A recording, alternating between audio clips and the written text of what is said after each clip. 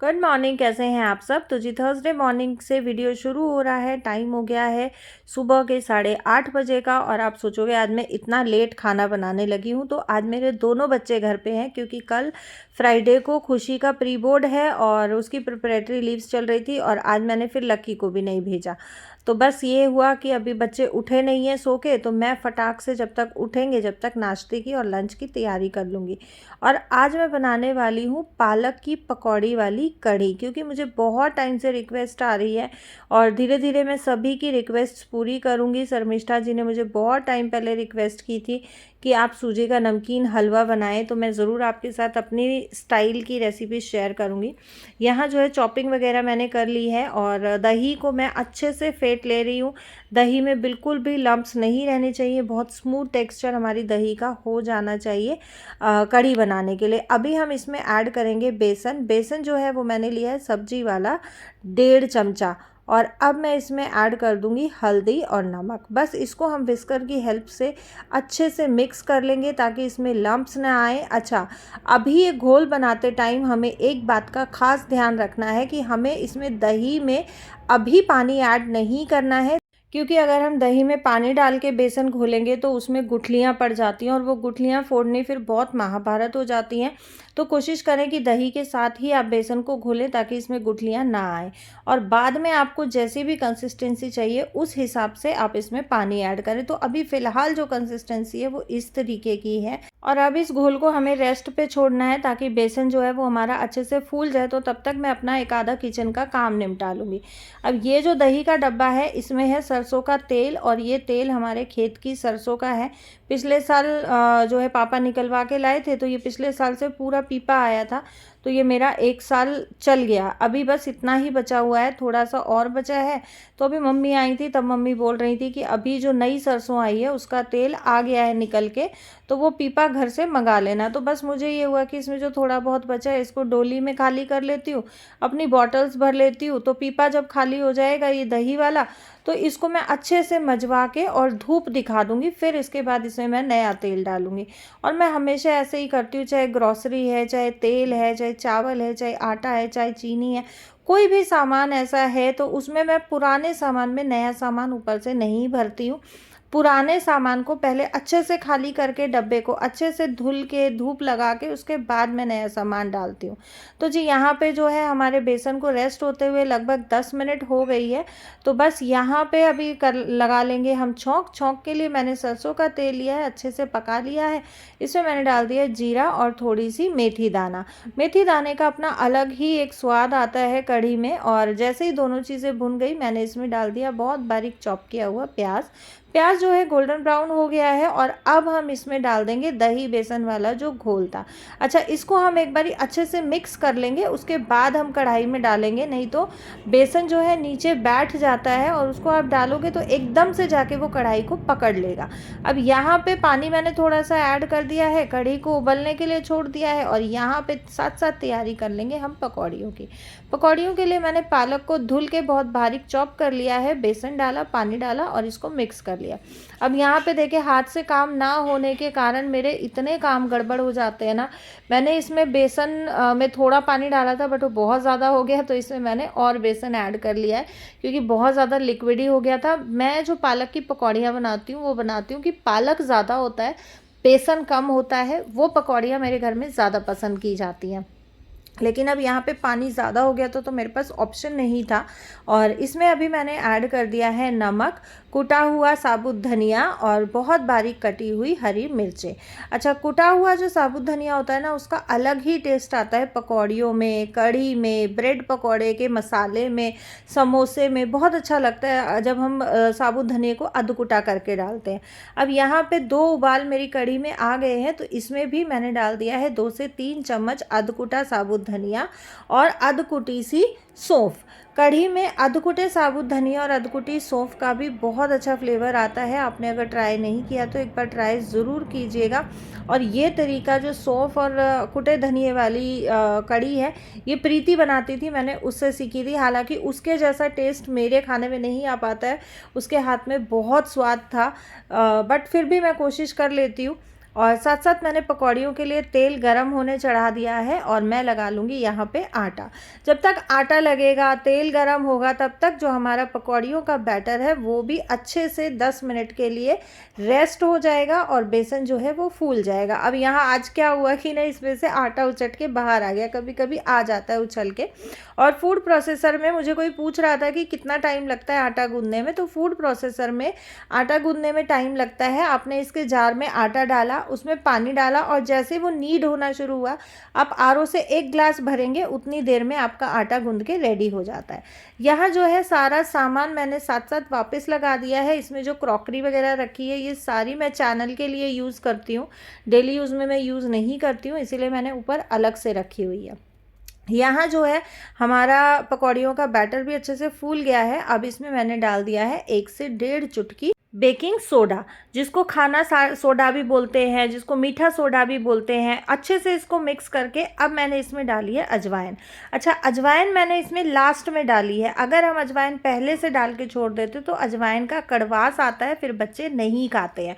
इसलिए अजवाइन जब आप डालते हैं तो बिल्कुल लास्ट में डालें, तो इससे क्या होता है, अजवाइन का फ्लेवर बहुत अच्छा आता है पकौड़ियों में और बच्चे भी बहुत आसानी से खा लेते हैं। अजवाइन डाइजेशन के लिए भी काफ़ी अच्छी होती है।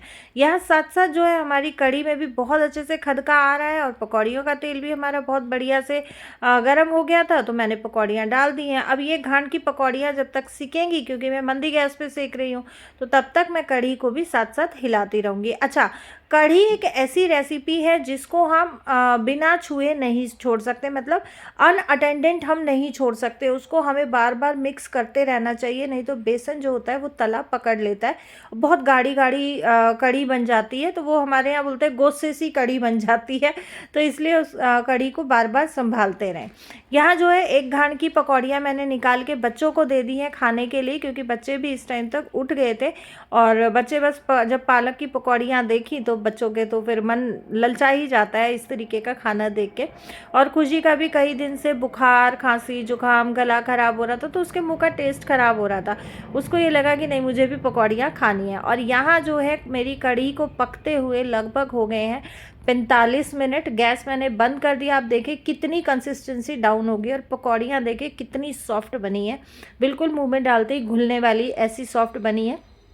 कढ़ी को मैंने गार्निश कर दिया हरे धनिए से, पकौड़ियों से। और यहाँ पे जब तक मैं खाना बना रही थी तो धानु तो काम करके जा चुकी है, बच्चों के बिस्तर बचे हैं।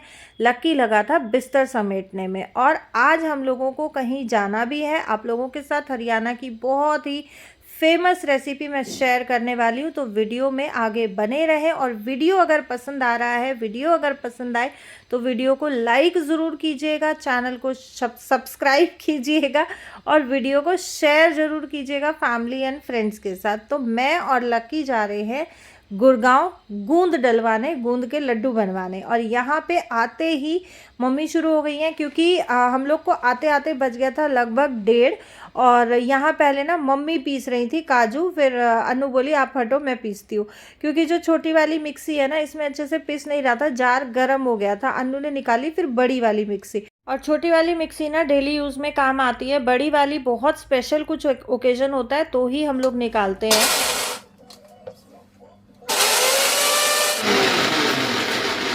या थारी मम्मी या क्या बुढ़ी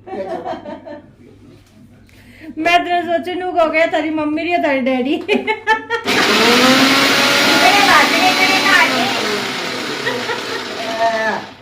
भाजने बतेरे से बाज का काम करा आपका, और फिर कोई से भाजने करे था। और सुबह जने अपराध आओगी से मैं। और हमेशा ना मम्मी ही गूंद डालती हैं, मम्मी इकट्ठा गूंद डाल लेती हैं, फिर तीनों बहन भाइयों का अलग अलग करके और जिसका जिसका जैसे जैसे होता है वैसे दे देती हैं। मैं तो बहुत कम लेके आती थी क्योंकि हमारे यहाँ मीठा कोई नहीं खाता, बट अब की बार लकी ये बोला नहीं मुझे गूंद खाना है, तो बस ये हुआ कि चलो ठीक है मम्मी आएंगी तो डलवा लेंगे, दोनों हम सास बहू मिलके कर लेंगे। बट आते ही मम्मी भी बीमार हो गई तो मम्मी को भी जाना पड़ गया। फिर मम्मी और अन्नू दोनों ये बोले कि नहीं आप यहाँ पे आ जाओ, मम्मी भी ये बोली तू यहाँ आ जा, यहाँ पे हम डाल देंगे और डाल के और दे देंगे। सर्दियाँ ख़त्म हो जाएंगी, फिर क्या फ़ायदा डालने से, बच्चे खा तो लेंगे। तो बस इसी वजह से यहाँ मैंने आप लोगों के साथ बहुत छोटी सी झलकी शेयर की, और बीच बीच में मैं शेयर करती रहूँगी आप लोगों के साथ हंसी मजाक, क्योंकि अगर पूरा शेयर करने लगी तो ना तो मैं आप लोगों को रेसिपी बता पाऊँगी कि किस तरीके से बनाया है, ना ही पूरा आप लोग वीडियो आपको समझ में आएगा। तो यहाँ पे जो है गूंद के लिए लिया था 2 किलो काजू, 1 किलो बादाम और 2 किलो चने, जो भुने हुए चने होते हैं, और सारी ही चीज़ों को अन्नू ने बहुत अच्छे से बारीक पीस दिया, थोड़ा थोड़ा दरदरा छोड़ा है, बहुत ज़्यादा बारीक फाइन पाउडर नहीं किया है। सारी चीज़ों को पीस के अच्छे से मिक्स कर लेंगे, और बस इस तरीके से ना काम बहुत जल्दी हो जाता है कि एक जन बैठ के करता रहे और दूसरा जन उसको पीस पीस के या रेडी कर करके देता रहे। और ये जो पतीला है ना, ये मम्मी ने स्पेशली ख़रीद रखा है गूंद बनाने के लिए। ये हमारा सिर्फ सर्दियों में ही निकलता है, नहीं तो ये स्टोर में रखा रहता है। अब जैसे गूंद डल गया, मांझ धुल के सर्दियाँ ख़त्म होते ही और इसको स्टोर में रख देंगे। और मम्मी ने बहुत बड़े बड़े बर्तन भी ला रखे हैं गूंद बनाने के लिए, तो मम्मी यही कह रही थी तेरे पास छोटे छोटे बर्तन है, मेरे पास बड़े बड़े बर्तन है, तो यहाँ जल्दी बन जाएगा। और सारा सामान मिक्स करने के बाद अब इसमें मम्मी ने डाल दी है बूरा, और बूरा की जगह हम लोग यूज़ करते हैं कोरी खांड। मम्मी सारा चीज़ें मिक्स करने लगी है, तब तक जो है अन्नू भून रही है आटा, और ये आटा भी लगभग 1.5-2 किलो के आसपास है आराम से। मम्मी जो बनाती हैं अपना घर के लिए गुड़गांव का जो बनता है वो सारा का सारा चने में ही बनता है, लेकिन यहाँ मेरे हस्बैंड को, लकी को आटे का ज़्यादा पसंद आता है, चने वाला उतना नहीं खाते हैं, बट चने में ताकत होती है। मैंने गोला भी नहीं डलवाया क्योंकि लकी ने मना कर दिया था। दिया मन्नू आगे से कूदता है।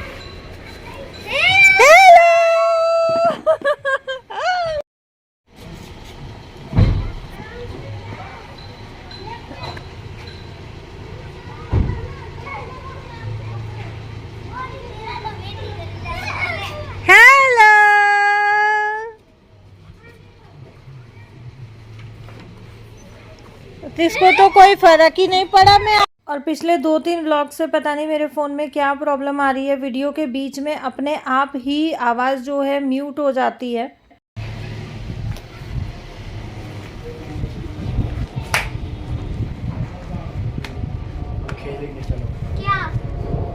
तो जी बच्चे लगे अपने खेलने कूदने में, और मैं आ गई हूँ वापस से किचन में। और किचन में आई जब तक जो है सारा पीसने का, मिक्स करने का काम ख़त्म हो चुका था, और मम्मी ने चढ़ा दिया था घी। अभी इसमें भूनेंगे गोंद। गोंद लिया है 1 किलो, और घी को बहुत अच्छे से गर्म कर लिया है। जब बिल्कुल फुल हीट पे घी आ जाएगा उसके बाद ही हमें गोंद डालना है। पहले आप 1-1, 2-2 गोंद डाल के देखते रहें। जब एकदम गोंद फूल के ऊपर आ जाता है ना, उस टाइम पे आप गोंद को फ्राई होने के लिए डालें, और फूलने के बाद ये गोंद बहुत अच्छा लगता है। मैं मतलब जैसे ये हो जाता है ना, तल देते हैं, उसके बाद अगर आप गोंद को कच्चा भी खाते हैं ना, बहुत टेस्टी लगता है खाली गोंद भी खाने में। और यहाँ पे जो है अब ज़रूरत पड़ेगी एक और पर्सन की, क्योंकि मम्मी जो है गोंद को फ्राई करेंगी, और एक जना इस तरीके से पतीले से फोड़ेगा और एक जना चीज़ों को मिक्स करता रहेगा। तो यहाँ पे जो इस तरीके से ये फोड़ने का काम ये लकी करने वाला है, और मम्मी लकी को बता रही थी कि किस तरीके से फोड़ना है, क्योंकि लकी ने कभी किया नहीं है, मैंने भी नहीं किया है, मैं सिर्फ देखती हूँ बैठ के, करती नहीं हूँ मैं। तो ये काम जो होता है ये हमेशा ना डैडी करते हैं गोंद फोड़ने का, बट अभी डैडी की भी तबीयत ऐसी ही चल रही है, तो बस ये हुआ कि चलो ठीक है लकी करेगा। और पतीले पे आके बैठ गई है अन्नू। अब अन्नू करेगी काम मिक्स करने का, जहाँ मम्मी बैठी थी वो जगह अब अन्नू ने ले लिया। तो बस यही है, इसी तरीके से मिलजुल के जो मुश्किल से मुश्किल काम भी होते हैं ना, परिवार के साथ और सपोर्ट और प्यार से ना, वो काम इतनी आसानी से हो जाते हैं कि पता ही नहीं चलता। और यहाँ देखो ये मन्नू जो है मेरे ट्राइपॉड के साथ बहुत कारस्तानी कर रहा है। चमचा निकाल लो। आप भी वो काम करते हो किसके जैसा नानी? लिचड़ ना ना ना, मजाक कर रहा था, मजाक। तेरी नानी और मेरी मम्मी है, समझा?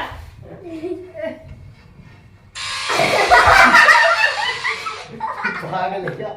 मेरा हार्ट अटैक आ जाता। अच्छा, कई बार ना मेरे से पूछा जाता है जब मैं मायके का व्लॉग शेयर करती हूँ, अन्नू बोलती हूँ तो कि अन्नू कौन है? तो जी अन्नू मेरी बड़ी वाली भाभी है। बहुत सारे व्यूअर्स जानते हैं और बहुत सारे व्यूअर्स नहीं जानते हैं जो अभी नए हमारे यूट्यूब फैमिली के साथ जुड़े हैं। तो ये मेरी बड़ी वाली भाभी है। अच्छा, कई बार मुझसे पूछा जाता है कि आप अपनी भाभी का नाम लेते हो, आप भाभी क्यों नहीं बोलते हो? तो जी सबसे पहली चीज़ तो हमारे जाटों में भाभी नहीं बोला जाता है। हमारे जाटों में भाभी चाहे बड़ी हो चाहे छोटी हो, भाभी को नाम लेके बोला जाता है। और दूसरी चीज़, ये मेरे से नेक में भी छोटी है और एज में भी छोटी है, दोनों में छोटी है। तो हम लोग सिस्टर्स की तरह रहते हैं, हम लोग को ये लगता ही नहीं है कि हम ननद भाभी हैं। और आप इस चीज़ से अंदाज़ा लगा सकते हैं कि हम लोग किस तरीके से मिलजुल के अपना काम, मेरा हो रहा है, मैं हाथ भी नहीं लगा रही हूँ और मेरा पूरा जो है मम्मी ने और अन्नू ने ही पूरा बागडोर संभाल रखी है, यही सास बहू कर रही हैं। तो जी सारी चीज़ें इसमें अच्छे से मिक्स हो गई थी और लास्ट में ऐड कर दिया है घी। घी भी अन्नू ने ही गरम करा था और अन्नू ने ही डाला है। तो जी बस यहाँ पे जो है गूंद बन के रेडी हो गया है और यहाँ मम्मी ना सबको थोड़ा थोड़ा टेस्ट करा रही थी कि घी और मीठा टेस्ट कर लो। बस फिर ये हुआ कि लकी ने और लकी के पापा ने दोनों ने लड्डू बनाने से मना कर दिया कि नहीं, इसको ना एज इट इज़ टंकी में डलवा लाना। और टंकी में अपनी लेके आई थी कि मैं टंकी में डलवा के लेके जाऊंगी। तो बस गूंद बन गया है। और कैसी लगी आप लोगों को रेसिपी? और बहुत हेल्दी होता है ये, बहुत टेस्टी होता है। और हम लोगों ने ना गूंद को पूरा अच्छे से नहीं क्रश किया था तो बहुत कुरकुरा सा बना है। और अभी वापसी होते होते हम लोग को बज गया था लगभग 5:30 बजे का टाइम और आप देखें अंधेरा हल्का हल्का शुरू हो गया है। तो इस वीडियो को करेंगे यहीं पे एंड। मिलूंगी आप लोगों से कल एक नए व्लॉग के साथ। Till then bye bye, take care, stay safe, stay blessed. Thank you so much for watching.